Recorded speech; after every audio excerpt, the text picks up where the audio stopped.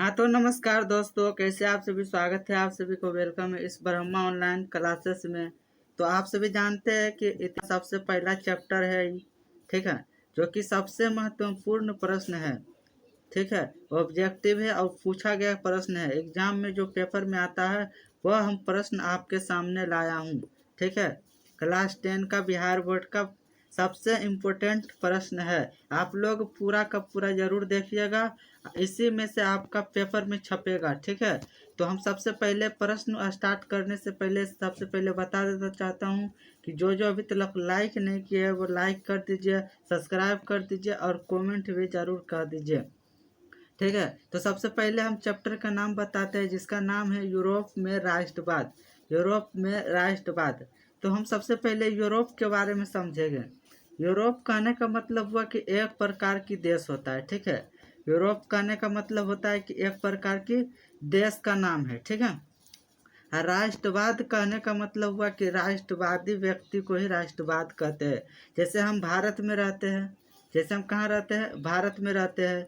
तो आप भारत पर कोई भी, जैसे पाकिस्तान है भारत पर आक्रमण करना चाहता है, तो भारत वाले व्यक्ति को अपने अंदर दिल की भावना उठ जाता है, मतलब राष्ट्रवादी उठ जाता है। कहने का मतलब हुआ कि भारत से अपने आप में प्रेम है। जितने भी भारत के व्यक्ति हैं अपने आप में भारत देश से प्रेम है, ठीक है। और कोई भी भारत पर आंख दिखाएगा तो उसको क्या नहीं गोली मार दीजिएगा, तो बिल्कुल गोली मार दीजिएगा। इसीलिए कहते हैं यूरोप में राष्ट्रवाद उतना नहीं था। यूरोप में राष्ट्रवाद किसने फैलाया, किस कब कब किया था, कौन राजा बना था, किसके कारण से राष्ट्रवादी नहीं था, उसी के बारे में हम ऑब्जेक्टिव लाए हैं, ठीक है। चलिए तो सबसे पहले प्रश्न की ओर आते हैं। हम उम्मीद करता हूँ कि यूरोप में राष्ट्रवाद समझ में आ गया होगा। तो सबसे पहला क्वेश्चन आते हैं, कह रहा है कि फ्रांसीसी क्रांति कब हुई थी, ठीक है। जैसे कि यहाँ एक यूरोप है, ठीक है। यूरोप में बहुत सारे राज्य है, जैसे बिहार, जैसे कि भारत में 28 राज्य है, बिहार झारखंड ये सब जो है राज्य है। उसी प्रकार यूरोप में भी अलग अलग प्रकार के राज्य होते थे। फ्रांसीसी हो गया, फ्रांस भी यूरोप में पड़ता है, इटली जर्मनी ये सब यूरोप में पड़ता है, ठीक है। तो फ्रांसीसी क्रांति कब हुआ था आपको पता है? फ्रांसीसी क्रांति किसके कारण हुआ था? निरंकुशवादी जो शासक था, क्या नाम था उसका?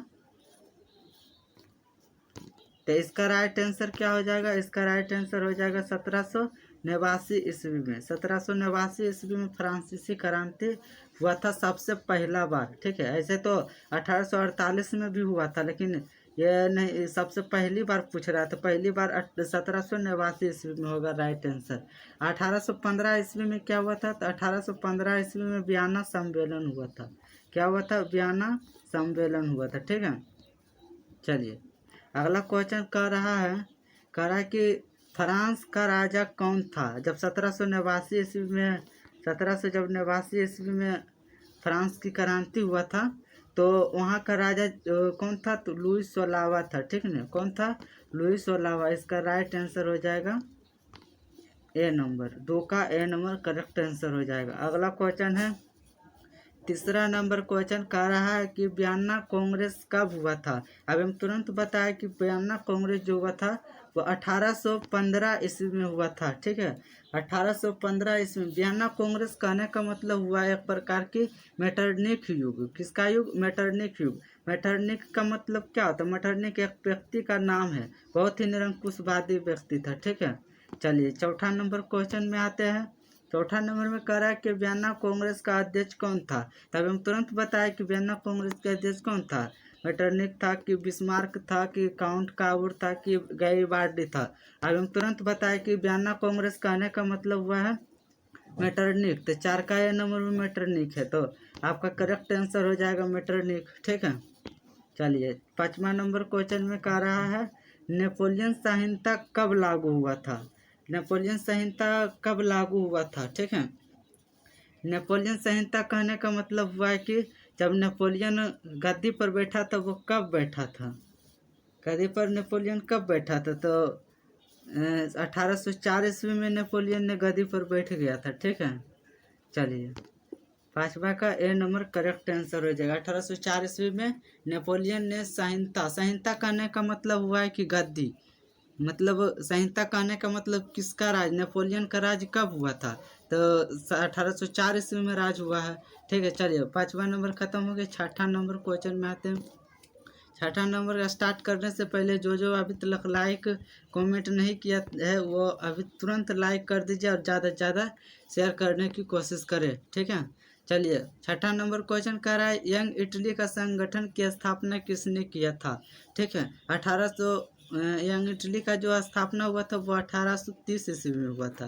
कब हुआ था? 1830 ईस्वी में हुआ था। किसने किया था? इसका जो स्थापना किया था उसका नाम है, क्या है उसका नाम है? मेजनी। मेजनी जो है 1830 ईस्वी में यंग इटली का स्थापना किया था, संगठन किया था। ठीक है, चलिए अगला क्वेश्चन है, कह रहा है कि मेजनी किस देश के थे? मेजनी किस देश का थे? मेजनी जो था ना वो फ्रांस का था कि रूस का था कि इटली का था कि जर्मनी का था? अगर मेजनी के बारे में पूछ लिया जाए तो मेजनी जो है वो इटली का था, इटली का रहने वाला था मेजनी, जिसे हम क्या कहते हैं? ठीक है, मेजनी कहाँ के रहने वाले थे? तो इटली के रहने वाले थे। ठीक है, हाँ। चलिए कह रहा है जेलवेरिनीकरण का स्थापना कब हुआ था? जेलवेरिन की स्थापना कब हुआ था? आपको पता है जेलवेरिन जो है एक व्यापारिक पर संबंधित है। ठीक है, जेलवेरिन जो है वह एक व्यापारिक का संबंध था। ठीक है, जो कि 1834 ईस्वी में इसका स्थापना हुआ था। कब हुआ था? 1834 ईस्वी में इसका स्थापना हुआ था, जब मेजनी ने यंग यूरोप का स्थापना किया था तब। ठीक है, चलिए अगला क्वेश्चन नंबर क्वेश्चन कर रहा है कि जेलवेरिन क्या है? जेलवेरिन अभी हम तुरंत बताए थे कि जेलवेरिन जो है एक व्यापारिक है, व्यापारिक दल है। ठीक है, व्यापारिक दल है, ऑप्शन में सेना है कि राजनीतिक दल है कि सीमा शुल्क संघ है कि न्यायालय है? बताइए। सीमा शुल्क कहने का मतलब ही होता है व्यापारिक। ठीक है, तो इसका correct C number right answer हो जाएगा। इसका राइट आंसर सी नंबर हो जाएगा। ठीक है, चलिए 10वां नंबर क्वेश्चन में आते हैं। 10वां नंबर क्वेश्चन में कह रहा है, क्या कह रहा है? 10वां नंबर क्वेश्चन में कह रहा है जर्मनी का एकीकरण किसने किया था? बताइए, मेजनी ने किया था कि काबुल ने किया था कि बिस्मार्क किया था कि गैरिबाल्डी किया था? बताइए जल्दी। तो जो जर्मनी का एकीकरण किया था वो बिस्मार्क ने अकेला किया था। ठीक है, इसका correct answer A number right answer हो जाएगा। अगला क्वेश्चन 11वां नंबर। 11वां नंबर में कह रहा है कि बिस्मार्क किस देश का था? बिस्मार्क जर्मनी का था कि फ्रांस का था? इटली का था कि जर्मनी का कि फ्रांस का कि रूस का? बताइए जल्दी। तो जर्मनी का ही था, तब ने जर्मनी का एकीकरण किया था। चलिए 12वां नंबर क्वेश्चन में आते हैं। 12वां नंबर में कह रहा है कि इटली का एकीकरण का श्रेय किसे कहा जाता है? काउंट काबुल को कहा जाता है, बिस्मार्क क्या कहा जाता है कि विलियम वन का क्या कहा जाता है कि मेटरनिक को कहा जाता है? तो आपको पता है जो इटली का एकीकरण 3 व्यक्ति ने किया था। कौन कौन किया था? सभी का नाम बताइए। पहला तो काउंट काबुल किया था, दूसरा मेजनी किया था और तीसरा गैरिबाल्डी किया था। किसने किया था? गैरिबाल्डी किया था। 3 जो है इटली का एकीकरण में 3 गो योगदान है। ठीक है, चलिए 12वां का ए नंबर करेक्ट आंसर हो जाएगा। ठीक है, चलिए अगला क्वेश्चन है 13वां नंबर क्वेश्चन में कह रहा है कि लाल कमीजधारी सैनिक का नेता कौन है? लाल कमीजधारी सैनिक का नेता कौन था? बताइए जल्दी।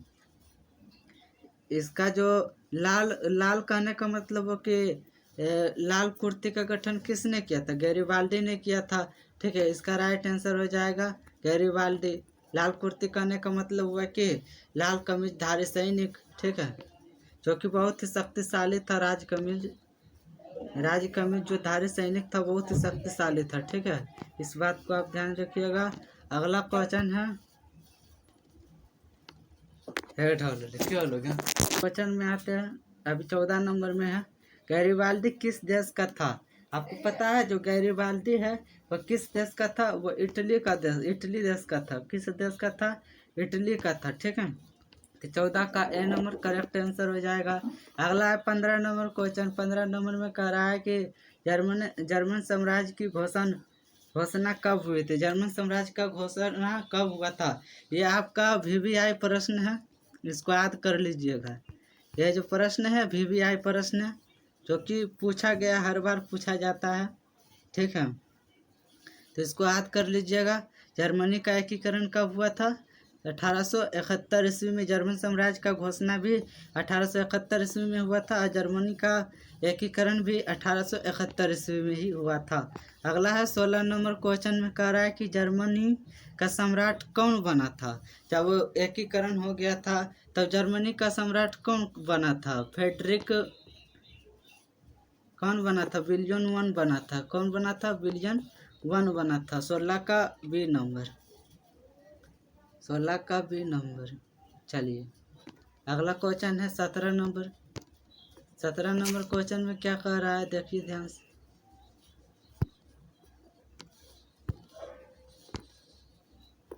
17 नंबर क्वेश्चन में देखिए क्या कह रहा है।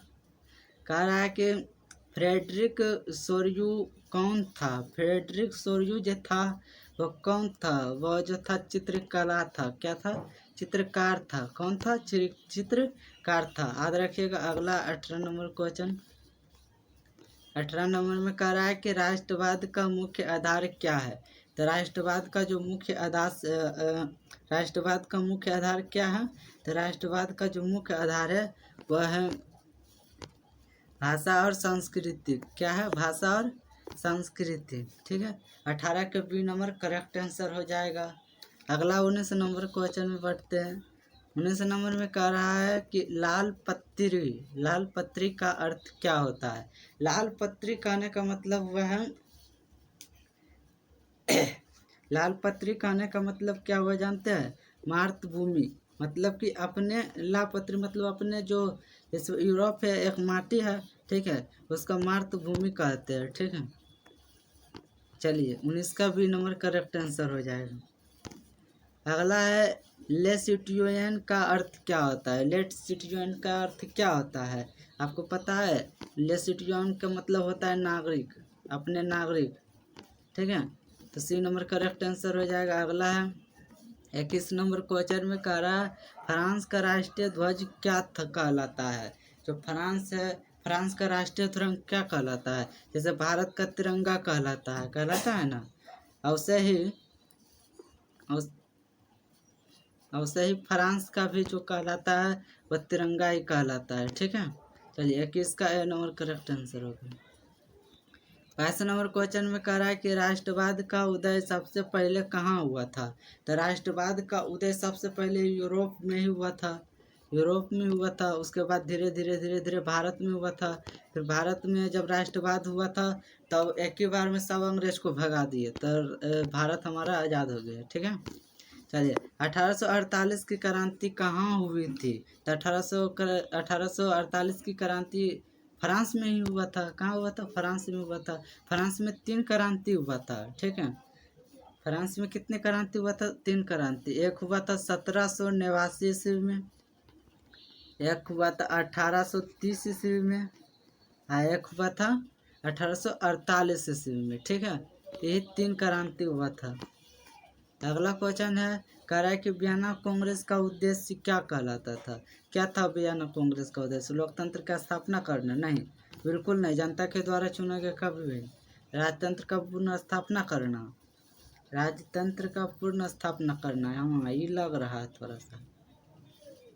इसका करेक्ट आंसर हो जाएगा राजतंत्र का पूर्ण स्थापना करना। मतलब कि जो लुइस ओलावा जो राज चल रहा था लुइस ओलावा का, उसी तरह आगे भी राज चलता ही रहेगा। अगला क्वेश्चन है 25वां नंबर क्वेश्चन कह रहा है कि नेपोलियन किस देश का शासक था? नेपोलियन फ्रांस का शासक था, ठीक है। चलिए अगला क्वेश्चन है वाटरलू। कह रहा है वाटरलू का युद्ध कब हुआ था? और वाटरलू का युद्ध 1815 ईस्वी में हुआ था। और किसके किसके साथ हुआ था? नेपोलियन के साथ। मतलब कि नेपोलियन अकेला था, उधर से आ गया था इंग्लैंड सब यूरोप पर सभी आ गया था, ठीक है। इसीलिए नेपोलियन ने हार गया था। हारने के बाद 1815 ईस्वी में वाटरलू 1815 ईस्वी में जब वियना सम्मेलन हुआ था तो वाटरलू पर युद्ध हुआ था। अगर हार गया तो उसको एक वाटरलू पर भेज दिया गया था। तो वहाँ पर 5 से 6 साल में जिया था। उसके बाद 1822 ईस्वी में इसका मृत्यु हो गया था, ठीक है। अगला है 27वां नंबर क्वेश्चन में कह रहा है नेपोलियन को वाटरलू में किसने हराया। तो किसने हराया था, ब्रिटेन एवं सहयोगी राष्ट्रों कि रूस ने, कि इटली ने, कि स्पेन ने। तो इसका राइट आंसर हो जाएगा ए नंबर, पूरा सब मिल करके हराया था। ठीक है, 27 का ए नंबर करेक्ट आंसर हो जाएगा। अगला 28वां नंबर क्वेश्चन कर रहा है यंग यूरोप का संगठन किसने किया था। हम तुरंत बताए थे कि मेजनी ने किया था यंग यूरोप का और यंग इटली का स्थापना। ठीक है, चलिए अगला क्वेश्चन है, कह रहा है इटली का एकीकरण कब पूरा हुआ। इटली का एकीकरण और जर्मनी का एकीकरण दोनों 1871 ईस्वी में ही पूरा हुआ था। 1871 ईस्वी में दोनों का एकीकरण हो गया था। चलिए अगला क्वेश्चन है, कह रहा है 30वां नंबर में कह रहा है कि सार्डिनिया का प्रधानमंत्री कौन था। सार्डिनिया का प्रधानमंत्री कौन था। सार्डिनिया का जो प्रधानमंत्री था वह काउंट काबुल था। कौन था, काउंट काबुल था। ठीक है, 38 का सी नंबर करेक्ट आंसर हो जाएगा। अगला क्वेश्चन है, कह रहा है कि राष्ट्रवाद का संबंध किससे है। राष्ट्र प्रेम से है, कि व्यापार से है, कि युद्ध से है, कि खेल से है। तो 31 का जो है राष्ट्र प्रेम को ही राष्ट्रवाद कहते हैं। जो अपने आप में राष्ट्र के प्रेम मतलब कि प्रेमकता बने उसी को राष्ट्रवाद कहते हैं। ठीक है, चलिए 32वां नंबर क्वेश्चन में कह रहा है कि फ्रांस में गणतंत्र की स्थापना किस क्रांति के बाद हुई थी। फ्रांस में गणतंत्र का स्थापना जो हुआ था वह 1871 ईस्वी के क्रांति के बाद ही हुआ था। ठीक है, चलिए करेक्ट आंसर हो गया डी नंबर। 33 नंबर क्वेश्चन कर रहा है जर्मनी का एकीकरण में सबसे महत्वपूर्ण भूमिका किसने निभाई थी। तो अकेला जो है वह जर्मनी के एकीकरण किया था, जिसका नाम है बिस्मार्क। ठीक है, चलिए 34वां नंबर क्वेश्चन कर रहा है कि राष्ट्रवाद का प्रसार किस घटना से हुआ था। जो राष्ट्रवाद का प्रसार हुआ था किस घटना से हुआ था। फ्रांसीसी क्रांति की, प्रथम युद्ध की, द्वितीय युद्ध की, रूसी क्रांति। तो आपको पता है फ्रांसीसी क्रांति के कारण से राष्ट्रवाद फैलना स्टार्ट हो गया था। चलिए अगला 35वां नंबर क्वेश्चन कर रहा है मेटरनिक किस देश का था। तो ऑस्ट्रिया का था। कहाँ का था, ऑस्ट्रिया, जो कि छोटा सा एक राज्य है। जैसे पूरा ये यूरोप है इसका, फिर इतनी वो था ऑस्ट्रेलिया है। ठीक है, इतनी वो ऑस्ट्रेलिया है लेकिन पूरा यूरोप को परेशान कर दिया है। ठीक है, चलिए अगला क्वेश्चन है 36वां नंबर कह रहा है कि जर्मनी का एकीकरण की नीति कहलाती है। तो जर्मनी का एकीकरण का नीति क्या कहलाती है। तो लॉ नीति कहलाती है। क्या कहलाती है, लॉ नीति कहलाती है। अगला क्वेश्चन है 37वां नंबर में कह रहा है राष्ट्रवाद का प्रतीक जर्मनिया किस देश का संबंधित है। तो आपको पता है जर्मनिया जो है वह किस देश से संबंधित है। तो जर्मनी से ही संबंधित थे। कहाँ से थे, जर्मनी से ही थे। 37 का सी नंबर करेक्ट आंसर हो जाएगा। अगला 38 नंबर कह रहा है कि मारियान किस देश का राष्ट्रीय प्रतीक है थी। तो मारियान जो था ना वह फ्रांस से प्रतीत थी। किससे, फ्रांस से। किससे प्रतीत थी, फ्रांस से। इसका correct answer B number right answer. अगला क्वेश्चन क्या है, अगला क्वेश्चन कह रहा है बस 40 वही क्वेश्चन है। कह रहा है राष्ट्रवाद ने किसको बढ़ावा दिया था। राष्ट्रवाद जो है वह राष्ट्रीय एकता को ही बढ़ावा दिया था ना बच्चे। हाँ, राष्ट्रीय एकता को ही बढ़ावा दिया था, क्योंकि अपने आप अपने देश से प्रति प्रेम हो जाए। ठीक है, अगला क्वेश्चन यूरोप में राष्ट्रवाद अध्याय किस विषय से संबंधित है। भूगोल से, कि इतिहास से, कि विज्ञान से, कि गणित से। तो आपको पता है इतिहास पढ़ रहे थे, इतिहास से नहीं रहेगा। चलिए तो ये number B number correct answer है। जब तक जो अभी तक लाइक और कमेंट नहीं किए तो कमेंट कर दीजिए, क्योंकि इतना इम्पोर्टेंट प्रश्न हम आप लोगों के लिए लाए हैं। आप लोग शेयर नहीं करते, लाइक और शेयर जरूर कर दीजिएगा। ठीक है, चलिए धन्यवाद, अगले वीडियो में मिलते हैं।